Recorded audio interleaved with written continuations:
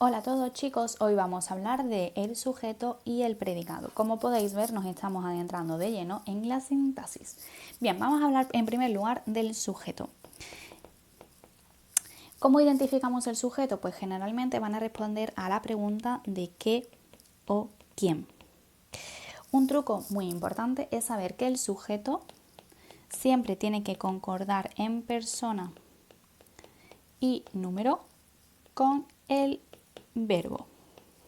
Así pues, si yo por ejemplo digo me encantan las aceitunas, un error muy frecuente que soléis cometer es el decir que el sujeto es yo. ¿Por qué no puede ser yo? Porque si yo veo que el sujeto es yo, eso sería la primera persona del singular. Sin embargo, encantan, que es el verbo, está en tercera persona del plural, con lo cual automáticamente yo no puede ser el sujeto. ¿Cuál sería el sujeto? Pues lo que concuerde con el verbo. Si ya hemos dicho que el verbo está en tercera persona del plural, lo que tenemos en la oración que también está en tercera persona del plural serían las aceitunas, con lo cual las aceitunas sí que puede ser el sujeto. Una vez que sabemos esto, tenemos que atender a la clasificación de los sujetos. El sujeto puede ser de tres tipos. En primer lugar, tendríamos el sujeto léxico o explícito, que sería aquel que tenemos en la oración. Es decir, cuando físicamente lo vemos en la oración me encantan las aceitunas,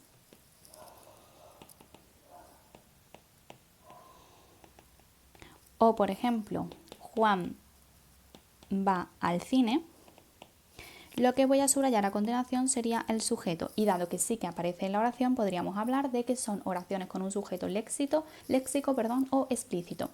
Por otro lado, tendríamos el sujeto omitido, que es aquel que está en la oración pero que no lo vemos a simple vista porque no está escrito propiamente dicho. Así, si yo por ejemplo digo vamos al cine o juegan en el parque, sabiendo la conjugación de los verbos, que esto sería primera persona del plural y juegan sería tercera persona del plural, sabemos cuál es el sujeto, que en este caso sería nosotros y en este caso serían ellos, pero no está en la oración y por lo tanto hablaríamos de un sujeto omitido. En último lugar y un poco más complejo nos encontraríamos con las oraciones impersonales. Las oraciones impersonales son aquellos en las que no aparece ningún sujeto en el léxico porque simplemente el verbo no lo admite. Tenemos que identificar que esas siempre van a ir en tercera persona del singular. Así, estas oraciones impersonales se van a clasificar en tres tipos. Por un lado, tendríamos la de fenómenos naturales, como por ejemplo llueve. Esta sería una impersonal de fenómenos naturales porque los verbos de la naturaleza nunca van a admitir un sujeto.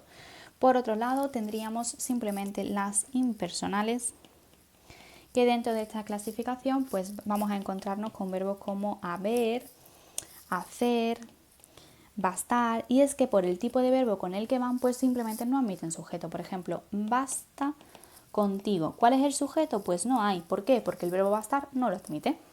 Y en último lugar tendríamos las impersonales reflejas. ¿Y qué es eso de impersonales reflejas? Pues simplemente son aquellas que se construyen con una estructura fija, que sería se más el verbo en tercera persona. Así, por ejemplo, tendríamos oración se eligió al representante o se vende casa. Así sabemos que automáticamente si no vemos un sujeto, puede ser que sea un sujeto omitido, pero que claramente sí que vamos a saber cuál es el sujeto, o que por el contrario sea una impersonal. Y las impersonales serán de tres tipos como acabamos de mencionar: las de fenómenos naturales, las impersonales y las impersonales reflejas. Esto es todo. Gracias.